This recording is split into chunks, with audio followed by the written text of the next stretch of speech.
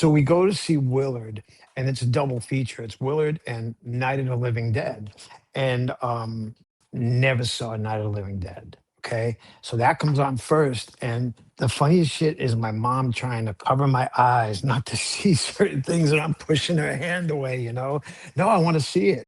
I just loved it. So yes, horror movies are huge with me to this day, but only good ones.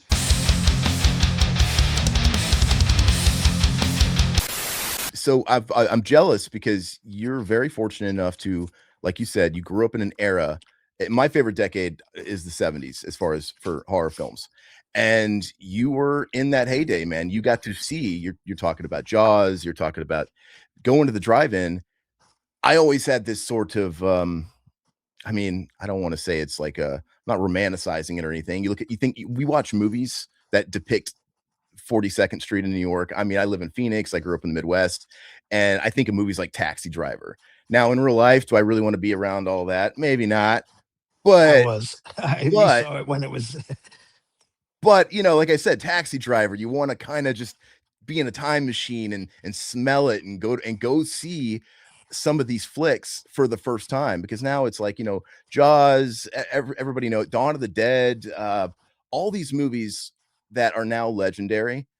I would have loved to have been able to go back in time and just experience that with a fresh audience. Even going back earlier, man, you read about Hitchcock and Psycho. Oh Obviously yeah. that's going back to 60. Just those things that you could get away with back then that you can't now, where back in when Psycho came out, they had a presentation from Hitchcock. Then he would basically say, do not tell anybody the twist when you leave here. Right. Let them enjoy it, because they were obviously advertising the star, the star as being one thing, and then third in the movie she's gone, and all of a sudden it Yeah. twists itself on its ass. It's like, okay, it's this movie about embezzlement, and she's going from Phoenix to LA, and then her car breaks down, and all of a sudden she meets this whack nut, which is cool because it broke all structure at the time. And it's Absolutely. also realistic because that could really happen. Like, I've got my things I do on a daily basis. I've got ambitions I want to do this week. I could break down and meet some fucking psycho hillbilly that just, changes my world forever. And it's just, yeah. No, but it's true though that the way Hitchcock shot that and the whole storyline was it starts out being one movie and then it turns into another. Yep. It's like that movie a couple of years ago called Barbarian. When I saw it, it was Yep. one movie, and all of a sudden it turns into another movie. But back then, you could get away with things like you talked about with Hitchcock stuff. But The Exorcist, there's no way Same. Yep. someone would allow their 11-year-old to be put through all that they put her through. I mean, it almost broke her back. You know. Isn't it nuts though, in hindsight, how much mainstream I mean, it got Academy Award recognition, a movie like The Exorcist. And it seems like a movie that controversial, that was pissing everybody off, like the Catholic Church and stuff, it would feel like today that the mainstream awards and stuff like that wouldn't cater to it. But it was too big to ignore, I guess. I think when The Exorcist happened, you had there was a time in the country where Catholicism was basically at its height, uh, and it freaked a lot of people out. Nowadays, I don't think it would have the same reaction because the church isn't as strong as it was in the 70s, 80s. So I don't think it would get that same kind of controversial type of reaction. Um, but that movie to me was crazy. To this day, I still think that's one of the scariest movies ever made. Oh yeah, no, it holds up. I mean, nothing there's obviously it started an entire subgenre. Even in the 70s, it's like that movie was proven to be bankable, and then a few years later you had James Brolin, you had Amityville Horror, Margot Kidder, which is also, I love that movie too. But the only reason that whole hoax, because it is a hoax, let's be honest, the whole reason why that whole hoax even came to be is because, oh, this stuff is marketable, people are eating up possession, they're eating up all that. Absolutely. Right. The And devil became so like profitable that it yeah, worked. and obviously I feel like 10 to 20 years ago, we went through an entire renaissance again of like possession movies. Every other week they were out. None of them, honestly, None, they're just not they're just one. chasing the crown. They're never going to usurp the great one. It's so It's timeless. impossible. Same with shark movies. You're never going to touch the first one.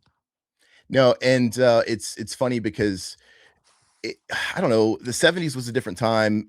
Anything prior to now was a different time with the way they just told the story and they didn't have to rely on so much shock. I mean, obviously The Exorcist was known for shock, this split pea soup and your mother sucks cocks and all that stuff was just it was kind of edgy obviously, but even everything around that is great.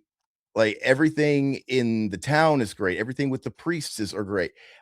You had the patience, it demanded your attention and you gave it. We didn't have all the distractions and things like that. I'm just saying people had skin in the game back then, so people weren't afraid to like, hey, we're going to make them sit here for 2 hours, we're going to make them pay attention to a story and get a payoff. You know what I mean? The attention span is different nowadays than it once was. You didn't have a lot of distractions that you do nowadays. Uh, and I think directors back then put more into the movie. It wasn't just a marketable thing where the story is weak. We'll fill it with CGI and people will still buy it. Back then, you had directors who had to deal with practical effects and how can we make this work? You know, and to this day, special effects artists will marvel at those movies of The Exorcist with Dick Smith doing the makeup, The Thing, Rob Bottin, Rick Baker, all these special effects guys who basically wrote the book. They were the guys that made us all go, "Oh my God, look at that. That's fucked up," and it was all practical, Yeah. It changed things, and Jaws is a perfect example of don't show it. Don't show it. Let people use their imagination. And guess what? You think you remember seeing it more than you really did. It and Shark only has minutes of time in that movie. Another great example of that is Toby Hooper, Texas Chainsaw Massacre. You know, Another you one. it's notorious and we all think like, "Oh, it's this grotesque movie," and it is, it's brutal and all that stuff. But if you go back and watch it, Toby Hooper was aiming for a PG rating, which is fucking ballistic. It's insane when you think of that now. But when you go back and rewatch it, I'm like, "Oh man, he doesn't show you anything." He dodges everything. Like you think you remember Leatherface throwing that lady on the meat hook. He never does. You see Leatherface grab her. They show you a picture of a meat hook next to the hook she's going to get, and it's got dried blood. So your brain obviously knows, oh, what's going to happen. And then it Right. cuts away and you hear it. I'm like, he Right. never shows you anything. And it's Exactly. actually brilliant. It's actually brilliant. I mean, he never would have got it's implied. So you're not going to get Impossible. PG. It's impossible. But yeah, exactly. But that's what I mean about the first attack in Jaws, that nighttime swimming scene. It's frightening, Mhm. because you can't see what's underneath you. Um, it's just crazy, But Spielberg is one of those guys. He's one of the best storytellers ever. Technically, Texas Chainsaw could happen in real life, but Jaws really could happen in real life, and that's why it was And it so does. impactful. It's visceral, it's real, and I'm of the mind that we just don't belong in the water. Like we don't belong there. Can we all stop going into the water? I mean, obviously, we're at top of the food chain on land. It is completely ass backwards in the water. We should not be there. We should be in the water as much as the shark should be on land. Yeah. Like I don't want to go on no boats, dude. I don't want to go none of it. You mentioned Night of the Living Dead, something that we talk about a lot on our channels. We love George A. Romero. Where do you fit in the trilogy? Do you like Night better than Dawn? Do you even like Dawn? I don't want to assume. Do you I like like Dawn. Day? I do Which like one's your Dawn of the favorite? Dead. Dawn? I think Dawn of the Dead is probably my favorite. But there's something about Night of the Living Dead that is still creepy. The first scene, Mhm. um, with they're coming to get you, Barbara. That was always that always horrified me. That first scene. Then later on it gets good. But I I think George Romero for at the time and for what he had to work with, started a genre that, look, zombies are huge, right? The Mhm. Walking Dead was huge. It's unfortunate for him, like, he never like a lot of the classic I know, starving artists, he I know. doesn't really get the due. I mean, people acknowledge him as the godfather, but he never got to see a lot of the, residual stuff and things like that. I think he was okay, but you mentioned The Walking Dead, it's when he came out with Land of the Dead, that was because the Zack Snyder Dawn of the Dead was big, and it proved to I be very love that profitable. too. I I love see, I that one. wasn't so big into it. You know, back in the early 2000s, they were remaking everything from the 70s, and they were doing it backwards. So it's like, Yeah, hey, Amityville Horror, they did the whole, you know, don't show, just tell an atmosphere. Okay, we're gonna remake it, but we're gonna show you all the demons and stuff like that. Like, it's not as good. But yeah, so Walking Dead then comes out. It's obviously really big. I feel like Land of the Dead just missed the mark because Walking the Dead came out right after Land, and Land wasn't big. Somebody gave him a chance because that's what he fought his entire career, was the studios giving him money. He proved to be yeah. like an indie guy. It's like, oh, you can turn a massive profit on no money. Obviously, Nicotero did Land of the Dead. I think Walking Dead came out literally a year or two later after Land, and it was huge. And it's It's like, huge. this is all thanks to this guy. And he was never in the right place at the right time for that stuff. And it sucks, man. I know, but they always gave Romero props. Nicotero, of As course, did. And Nicotero will always do it, and same with Robert Kirkman. I mean, how could you have a Walking Dead without a George A. Romero? You know, but you're right. You're right. As far as financially, maybe it didn't get what the Walking Dead got. But the thing about the Walking Dead that was really good was there was stories and there was characters, mhm. and that's what drove that show. Um, and of course, Nicotero, being such a fan of movies, you knew Greg wasn't going to put anything up there that looked cheesy. You know, it all had to be up to standard. Um, I remember going down to the set in Atlanta, um, and just being amazed by what was happening and the attention to detail. It was great, And like I said, Greg is just one of those guys now who is just a legend when it comes Mhm. to when you think of special effects and the way he directed a lot of those episodes. Took your heart out, man. A lot of those episodes. He Oh took the baton. no.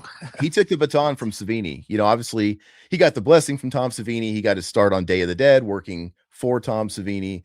And yeah, he is the new Tom Savini. He And he's a is. super nice guy. I know obviously He's you've got great. history with him. He goes to I think he pretty much goes to every one of those Living Dead weekends they hold at Monroeville Mall in Pennsylvania. And this we just went to the one a couple months ago. It was supposed to be the last one. I guess they're gonna have one more. And that guy is so personable. He, like you said, he's a fan. He will talk to everybody like a fan. Like, he's just as excited to be Always. there as anybody else. So yeah, he's a terrific dude. Always.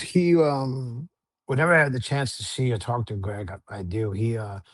Last time I saw him, I think, was at a convention or maybe at one of the shows. He came to one of the shows, and I just love Greg. He's like one of my heroes. And I like how all these you mentioned all these heavies in the practical effects game. They all have their own characters. Like, a Savini effect, a Nicotero effect. Rob Bottin, he was the master of the squib. I mean, nobody did the squib. Like, you think of RoboCop and Ed blowing apart that one guy. I always think about Total Recall when Arnold uses that one guy on the escalator as a human shield. Those just iconic, larger than life, just ridiculous squibs, man. You mentioned Rob Bottin, and then I have to mention Rick Baker.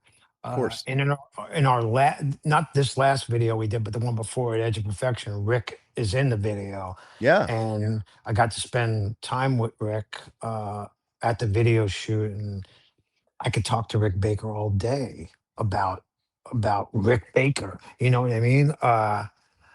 Um, and I did every chance I had. I was sitting talking to Rick Baker. I have some of his art too. But those guys are the ones that I always found to be the most interesting because they're behind the scenes, but they're there from the start to the end, Mhm.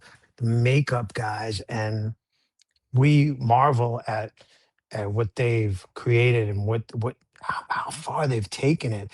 I mean, I remember seeing the thing in the movie theater and just I had to go back right away and see it again because I wasn't sure what I saw because it was just so what the did you see this but that kind of thing. And even American Werewolf in London, the thing that makes that the transformation so amazing is like it's not dark, it's Mhm. brightly lit. So any mistake or flaws is going to show and you can't tell really anything. American Werewolf is the greatest werewolf movie of all time. It's better than the classic Wolfman, I'll say that, and I like it better than The The Howling. Howling, I I like like the it better than Howling The too. Howling. The Howling the best thing about The Howling is the transformation scene. A It's 100%. absolute I mean, honestly, you take that out in that movie, I'll American Werewolf all day long. But dude, that transformation scene, No, me too, I agree. it feels like it goes on for 3 hours in the most uncomfortably awesome way. It just keeps going and Yeah. going and going. It reminds me of, that movie Don't Look Now with, Donald uh, Sutherland?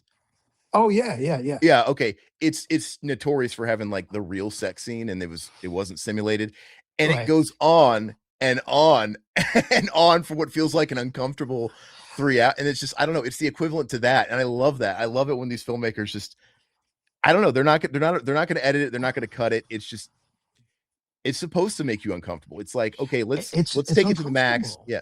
Yeah. because he's screaming in pain because of what is happening to him too. Because he's still there.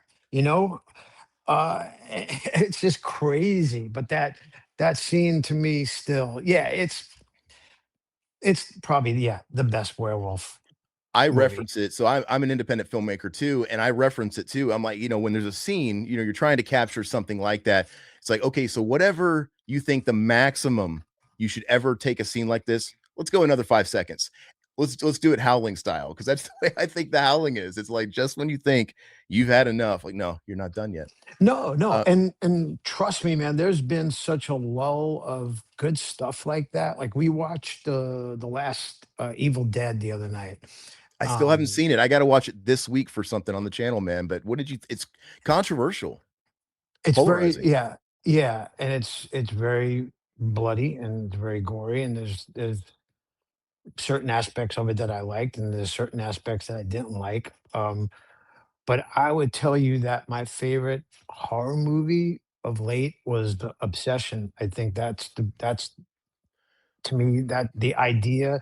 Yes, I know it's based off of The Monkey's Paw, but the Mhm. way that that director directed that movie and the actor who was in it, who she was just fucking perfect because they didn't play it like a monster. They played it like an obsessed girlfriend, Mhm. which was so good. And again, they're making it kind of a tragedy. She didn't choose to be there. And obviously it's okay, we get it, like, oh, he's the bad guy and all that. And what he's done is he's made a film for this generation, for his generation, and it's smart. And the thing is we all know it as, oh, we've seen this before, it's the monkey's paw and blah blah. But that doesn't mean the people that he's speaking to have. Hopefully, they all go out and seek some of these older movies. But if you Yeah, notice, he knows what he's doing, dude. He comes from social media and he knew when he was making viral moments, the no, no, no.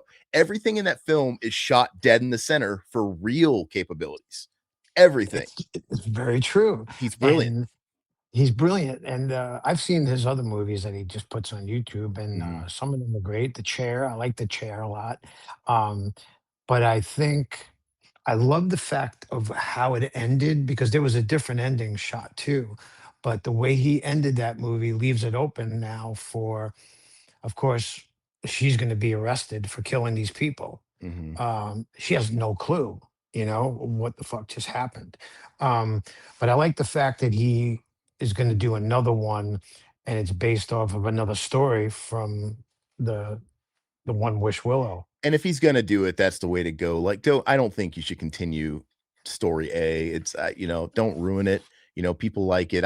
Why do we have to have a happy ending? I don't want to see it continue. So I agree with you. And that's it. But that to me has been one of the last really good horror movies in a long time. I didn't like Backrooms. Sorry, I didn't like it. I I didn't care for actually it. didn't see Backrooms yet, and I know everybody keeps calling it Lynchian, in which I want to talk Lynch with you because I know there's history there. But Lynch is Lynch. Lynch is Lynch, and look, I love that there's a lot of filmmakers cropping up paying homage to Lynch and being heady and being cerebral. I'm all for it. I haven't seen it yet though. So actually, let's use that as a way to go into Lynch. Oh, by the way, God, I can't skip over Rob Bottin. I just wanted to say before we totally move past it, him being a baby when he did The Thing, doesn't it just make you want to quit life? Like, God, he was like, because I'm a film nut and I'm like, dude, this guy had accomplished the greatest. The no one's gonna go higher than The Thing. And I don't remember. I think he was like 20, 21 or something silly like that. But he did surround himself with other good people. So Absolutely. So on Lynch, obviously, you've taken lyrical inspirations from Lynch, and dude, Scott Ian he got to work with him on what I think is the best Lynch film. I think Lost Highway is the best. I think that's kind of not a popular opinion. I don't know, but I would have been fucking crushed if I would have got cut. I know he didn't make the actual final cut, but how cool was that for him, man? Jeez oh yeah, Louise. we used to know David's assistant Jennifer, Uh-huh. uh, and she knew Scott and I were huge Lynch fans, especially the Blue Velvet Twin Peaks era. That period for me was my favorite of the Lynch movies and TV shows. The fact that he made a TV show I still scratch my head. Like, how did he ever like? Okay, well, I'm going to do a TV show. But the thing about Lynch is that I'm glad he had Mark Frost with him making that show, because I think Mark was the guy who kind of pulled him back, you know, because if you leave Lynch to go to Yeah. make stuff, it's just gonna continue and continue. Like when they did the revisit of the Twin Peaks a couple of years back, it started off really good, and I think I lost interest in it. And certain people say, no, no, no, give it another shot, watch it again, and I haven't done that, which I feel I owe it to him to do that. Um, but like Blue Velvet, dude, that's I think for me. You mentioned Lost Highway, but Blue Velvet to me is Dennis Hopper in Blue Velvet. you can't touch it. You can't fucking touch him, man. He's so good. Look, I think there's no bad Lynch. I think Lynch is one of those rare guys like Carpenter, because I don't think there's any filmmakers for the most part that are just perfect. I tend to gravitate towards films. Like, I love the original Alien, right? God knows, Ridley Scott has had a lot of not so great movies, but it's not just about him. It's the team behind it. It was a perfect storm, from Exactly. Ridley's directing, from Dan O'Bannon's script, from the set design, art department, everything down to the tagline "In space, no one can hear you scream." No can hear you scream. Yeah, Perfect. Everything about it is perfect. flawless. And I you could know. never expect anybody to repeat that. So, and it's kind of like Romero, Romero has a lot of films. I think he's a rather inconsistent director, but it doesn't matter. The guy fucking directed Dawn of the Dead, or even Night of the Living Dead 2. N- He directed one of the most perfect movies that you could ever make, in my opinion. It doesn't matter if he just shit bricks for the rest of his career. You know, Everybody is just trying to achieve what he did on that film. Now, the exception to this is John Carpenter. Nobody had a fucking decade plus of a run like John Carpenter. The guy was just untouchable. And I know, maybe people might go up to They Live. I actually think Mouth of Madness is like where it was. I I like I Mouth of I Madness. love that movie, man. I love that movie.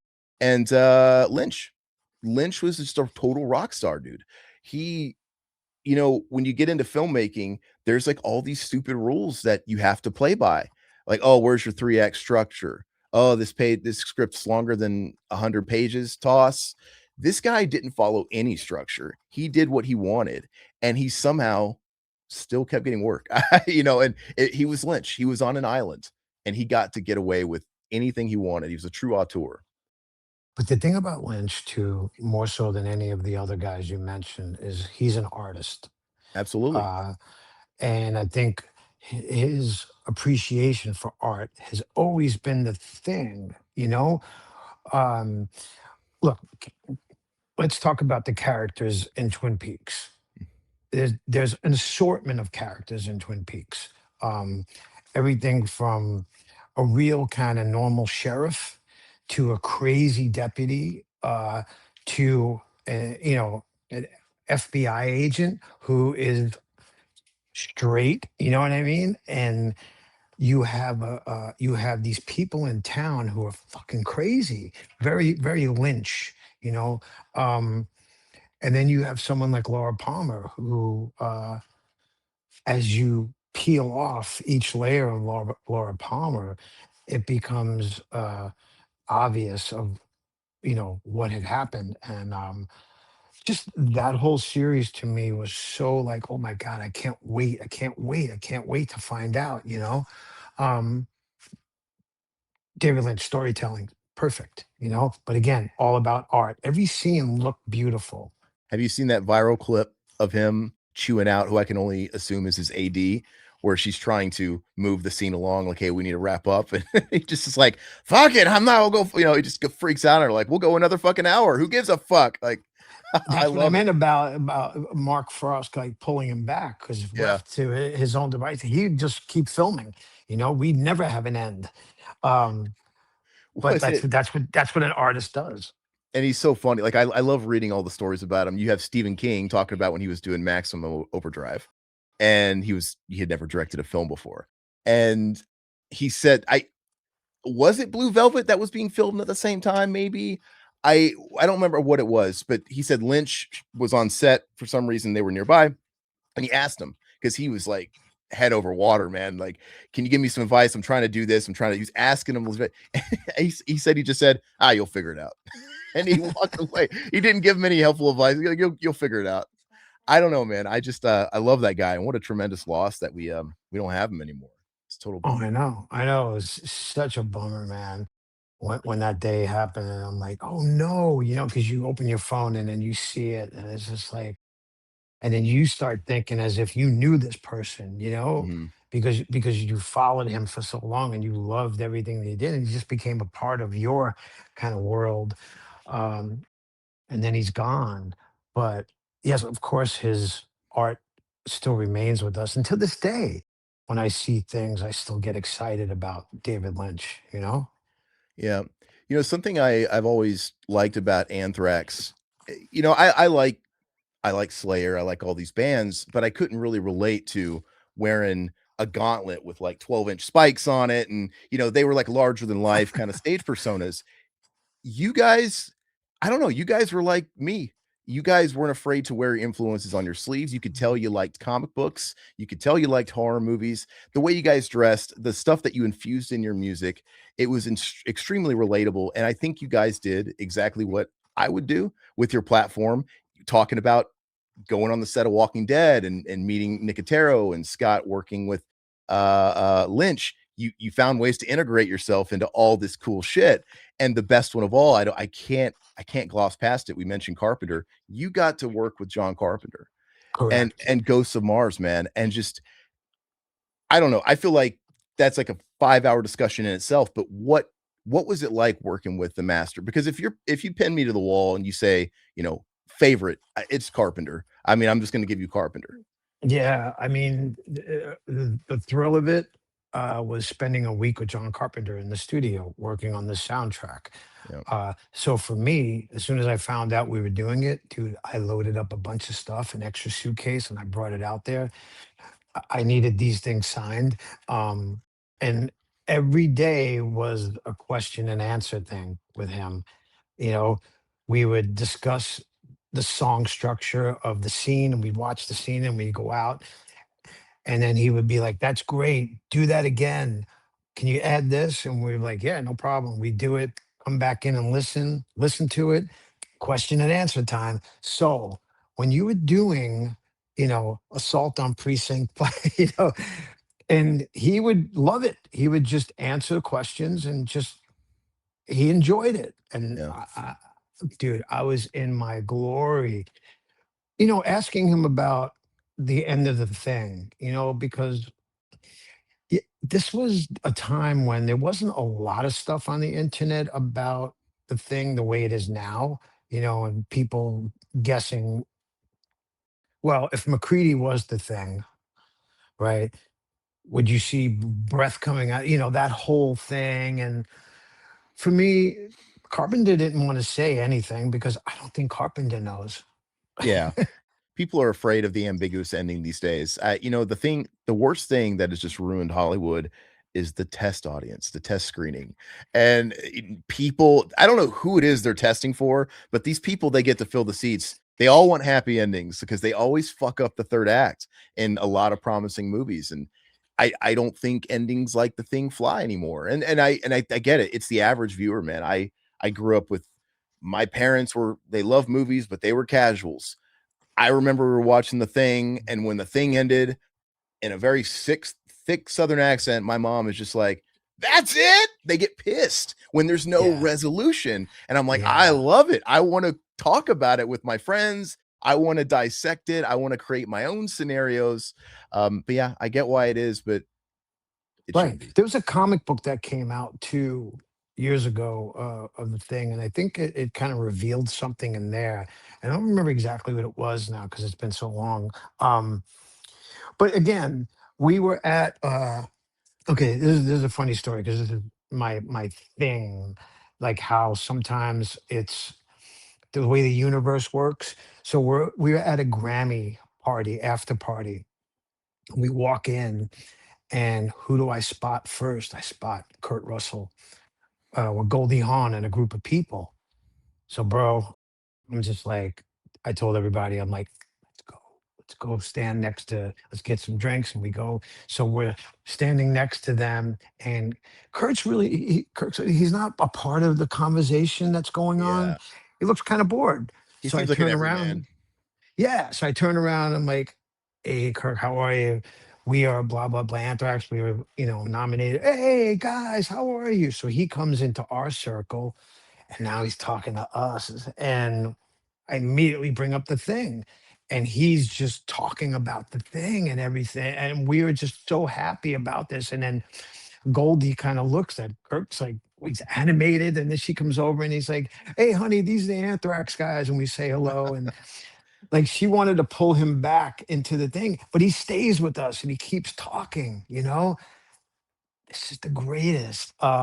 He was such an awesome guy, and just like you just said about him. So eventually she came back and then they went walking away, but it was just like, wow, that just made my night. Just Kurt Russell talking about the thing.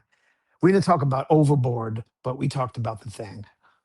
Hey, the Overboard kicks ass too. I think it's a great comedy. I love that movie. No, but it's great, man, and that's what's cool about you guys and Anthrax because, like I said, you're just a fan. You're talking exactly how I would talk with my best friend. You kind of fanboy out a little bit. You probably do those things where you're like, should I go say something to him? No, I'm not going to say anything to him. I'm not going to do that. Right. Eh, But if you don't, you'll never know. You know what I I- mean?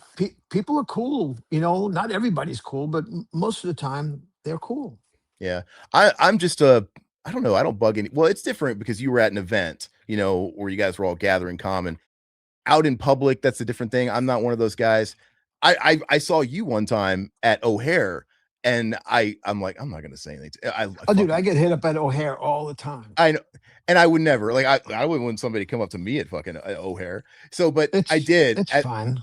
as I was walking by, I did say, Saturday night white noise rules, like a nervous kid. I think I was like 19, and I don't even think you heard me. But no, man, that's awesome. You mentioned Carpenter too. He's cool because he seems like another everyman to guys like you and me, to people that appreciate the film and that are fans.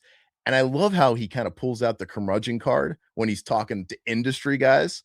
Like you could tell he got really fucking burnt by a lot of that stuff, by the thing. I've heard him answer press questions about like, oh, The Thing is such an amazing beloved classic, and his answers are kind of like, oh, great. Where were you guys back then? Like, fucking go, whatever.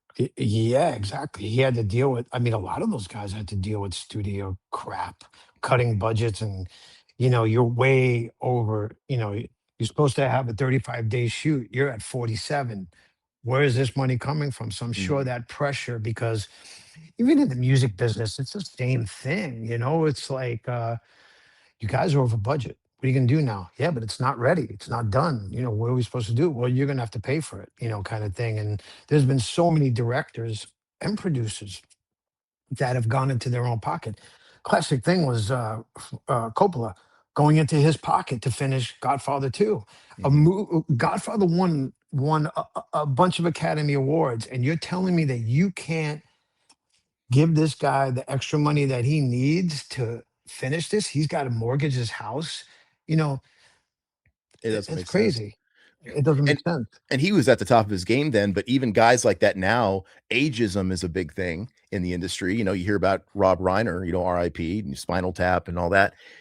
He could not get a film greenlit and funded in his later days. And I mean, he didn't come out and say it, but that's 100% why he made Spinal Tap 2. He's like, okay, well, I'm going to go back to indie. I'm going to go back to, where it began. I can, that's something I can get some interest with because it's a known thing.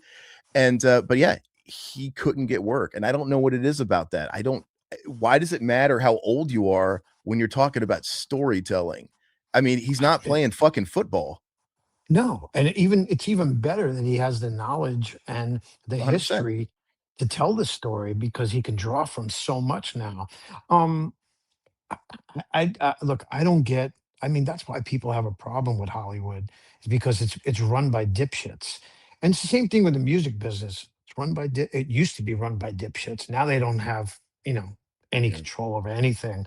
But I'm just dealing with certain things about trying to break a band nowadays. It's so hard, man, and it's music, Talking about right? Violent Hour, maybe?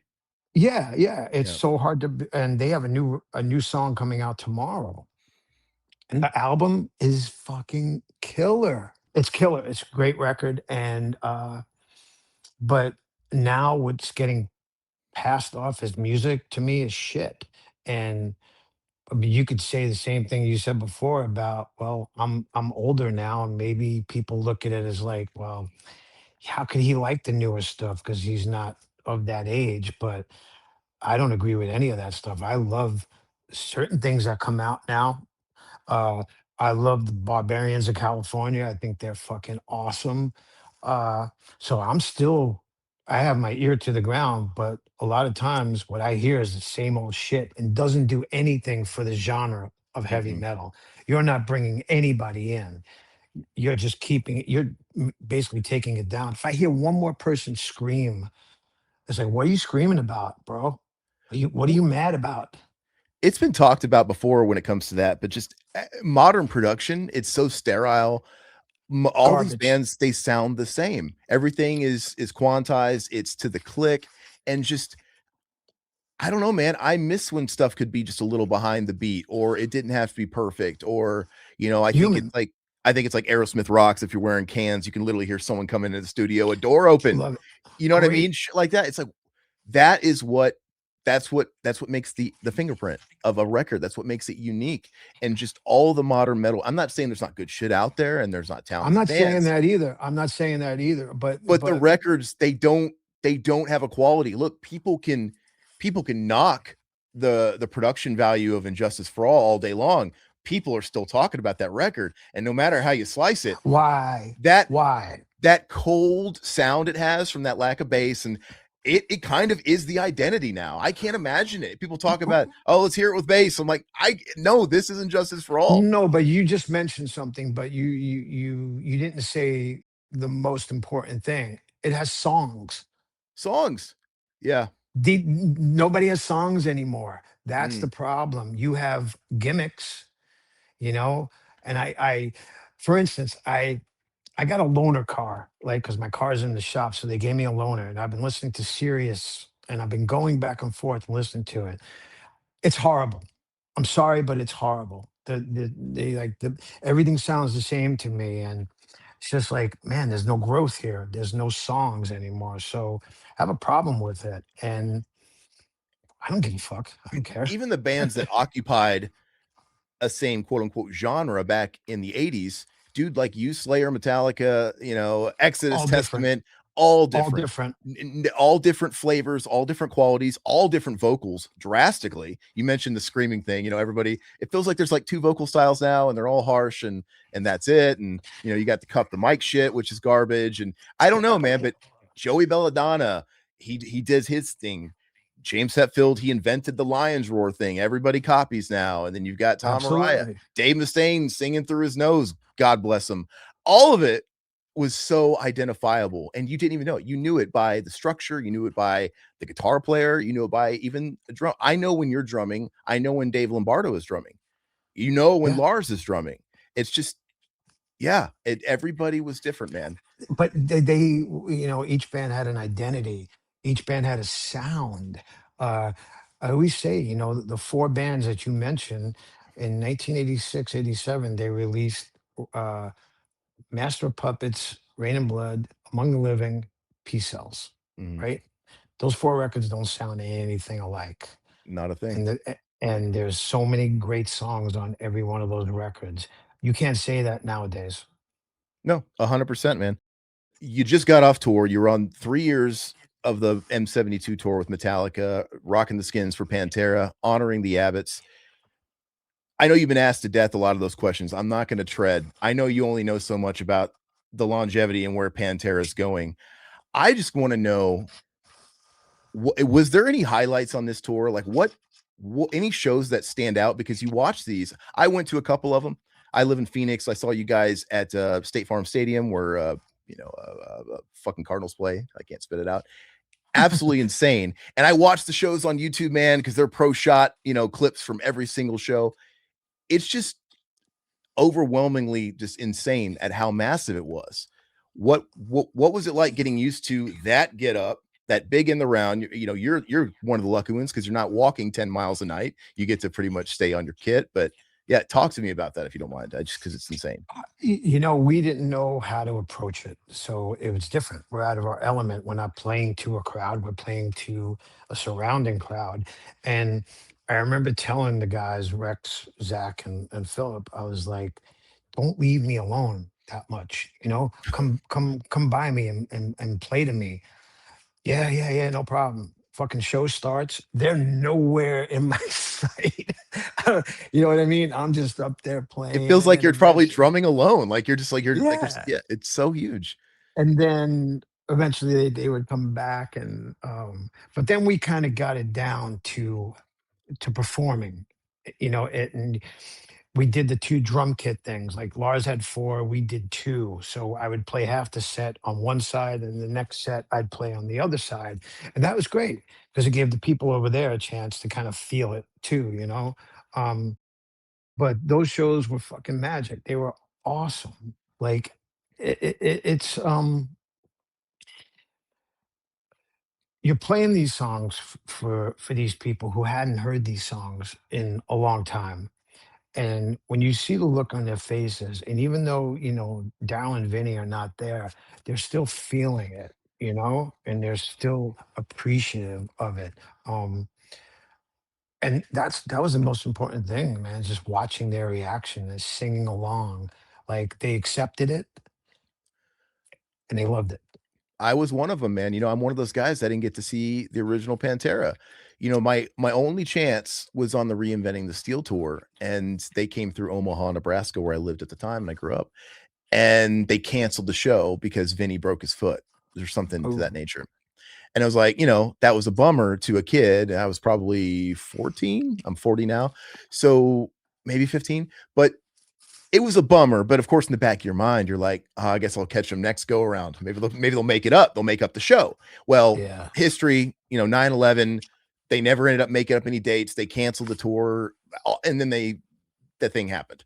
And it was such a bummer, man. And for me to see you guys play those songs Dude, I'm not gonna bitch. No, I'm not gonna be this person that's complaining. I love that you're doing what you do, whereas you're trying to honor the parts as they were. It allows for Zach 100%. to Zach can be Zach. You know, he's not gonna be able to avoid being Zach when it comes to the guitar playing, but it sounds so fucking good.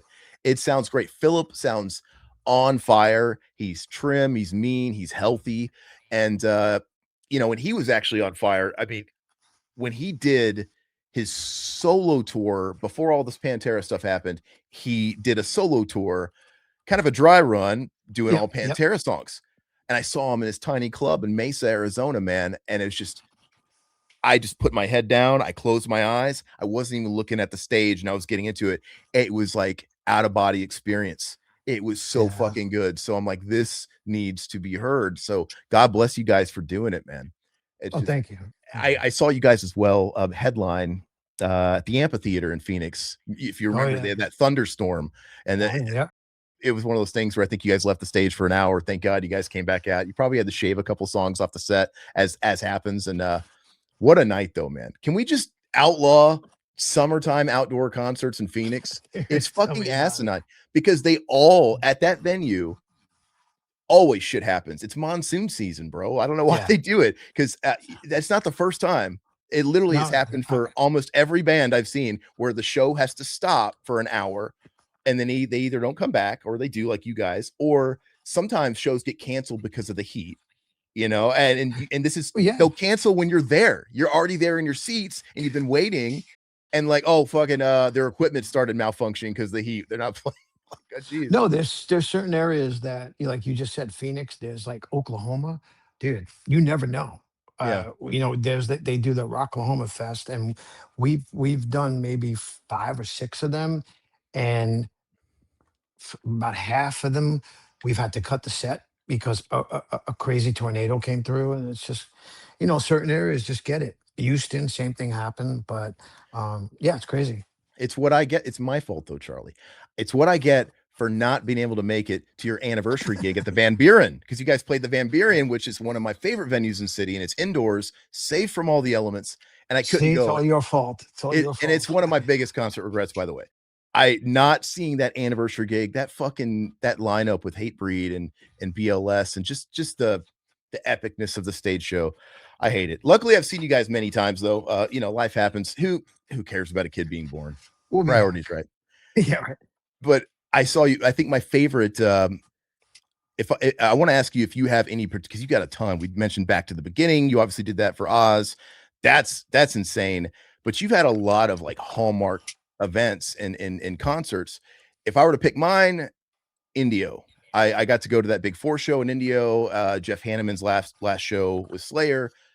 That was like a whole pinch me day for me. But what do you think yours is? If you could narrow it down to one or two, I guess.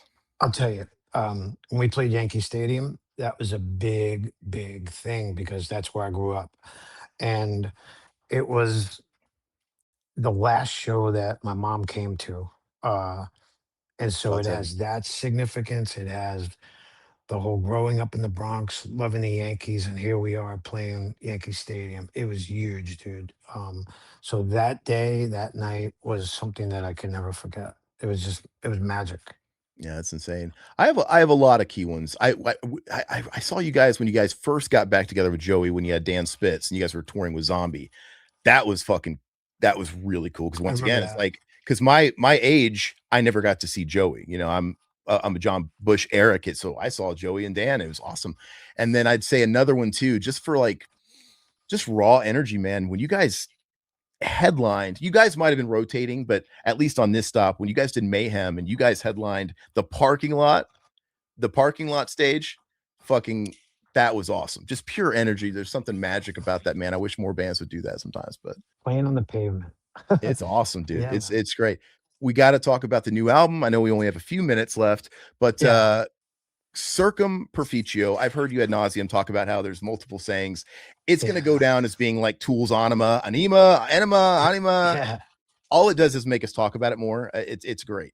So coming out on September 18th, I implore everybody to buy vinyl, by the way, or CDs. Certain Yes, things I sir. buy the CD as well. Like I've already got the vinyl and the CD on pre-order.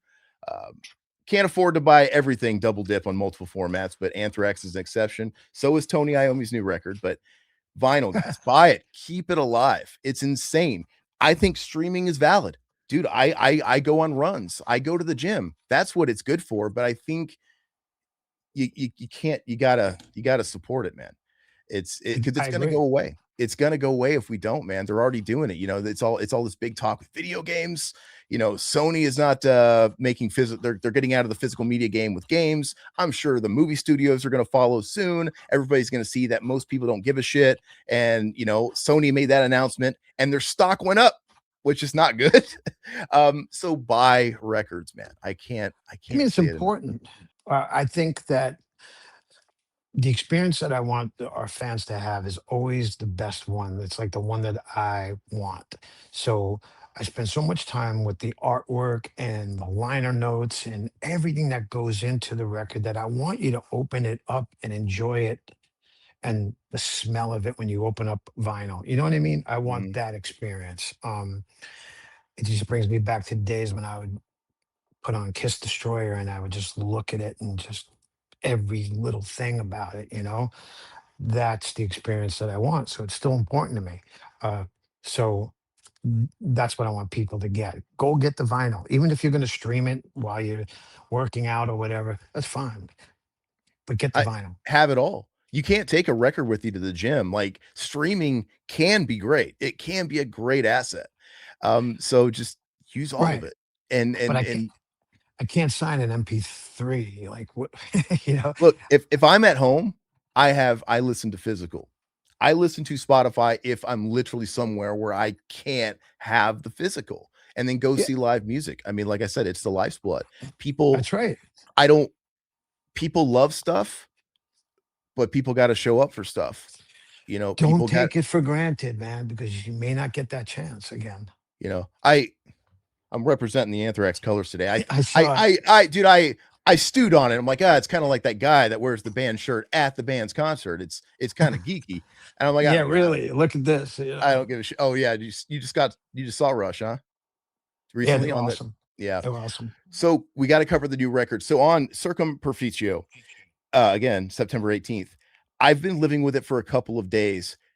I love how it is. Like I said, you guys are on a streak, man, in this third act. Not that you guys aren't going to go another 100 years, but you know, science. It it's great because it sounds like Anthrax, unmistakably, but I can't really put my finger on it. It also sounds very different in a lot of ways. There's shades of other records in there, but I don't know. I'm living with it. I'm trying to figure like you guys came out with the first single, It's for the Kids. That one Yep. to me, undeniably Anthrax. And the breakdown, it's the most Anthraxiest thing to ever Anthrax. Like, okay, this is a great introduction. But then it goes to all these different places on that record, man. Is that something that happens organically with you guys? Is there anything? Tell me about the process of this record and how it's different than, say, For All Kings. So there was a reason why there's a variety of songs on this record, and it was important to me to not make a one-dimensional record. I wanted when you hear a song and then that song ends and the next one comes on, you go, "Holy shit, this song's even better than the last one," and then it keeps happening. That was my vibe with this record. um there's elements of our old records in it. There's elements of the Sound of White Noise on this record, especially with um Edge of Perfection has a little bit of that. It has a little bit of a darker black metal-y type of tone to it. um but it has a great chorus. The uh songs, man. Back to the hooks. Back to the songs. Back to hooks, and that was really important. So man, we just worked hard on this, and myself, I'm most proud of this record because I know that I pushed, you know what I mean? And I think it shows. So does it sound like Anthrax? Of course it sounds like Anthrax, because once you put it through that filter, it's going to sound like us, you know what I mean? As soon as Joey sings, it's like bam. I think it's all going to go over great live. I don't know if you have any ideas of songs that you know are going to be integrated in the set, but for me, the one that I'm rocking with is Tomb. Like that intro riff, man. Oh yeah, it's I so love the heavy. Yes. fucking caveman riffs. I love the barbarian riffs, man. And it's got that simple groove. And then when it's leading up before your drums really come in, you can just imagine the pit circle, the circle starting.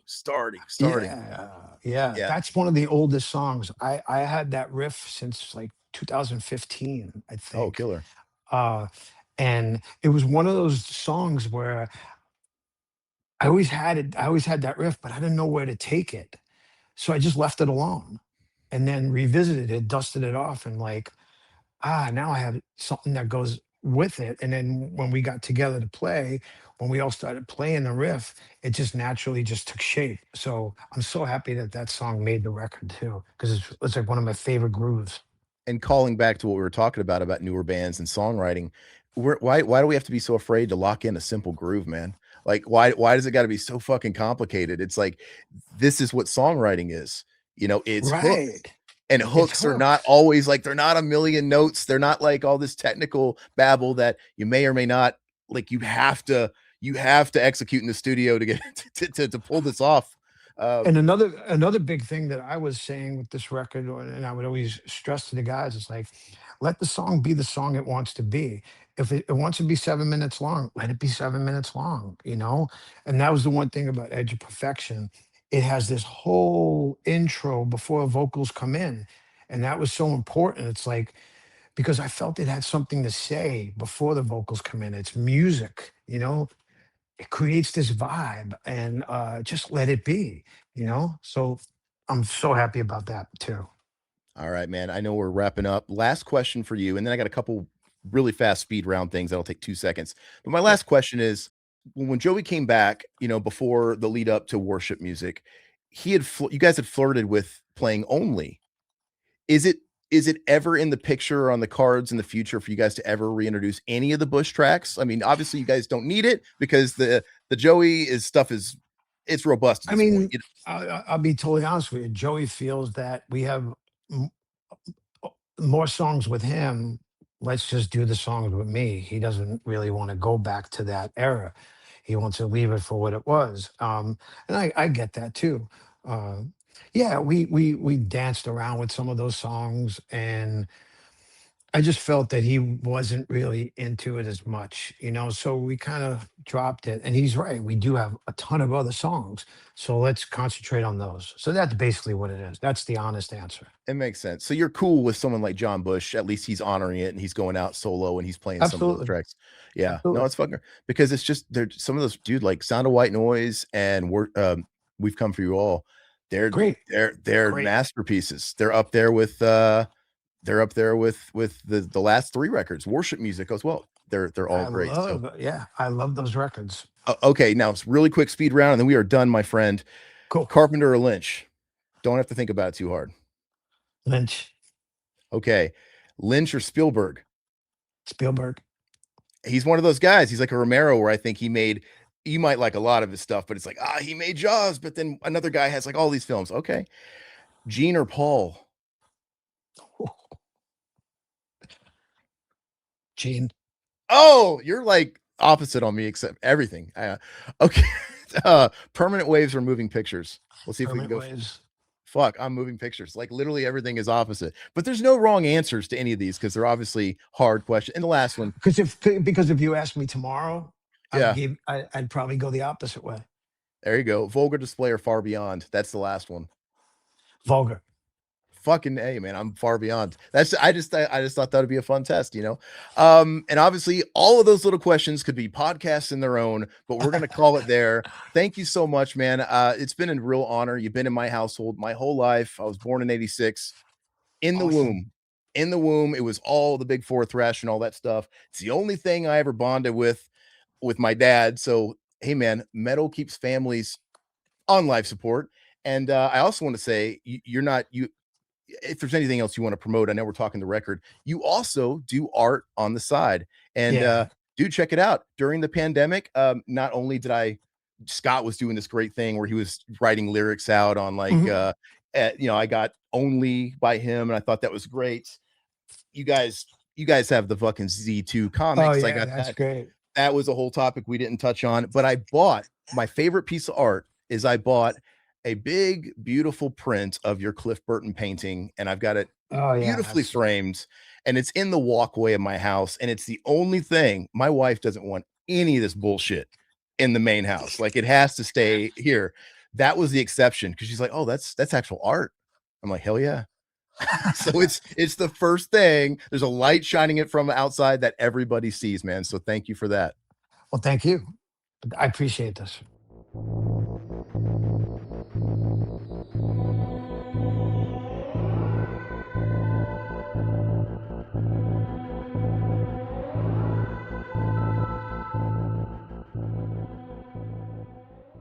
Courtesy flush.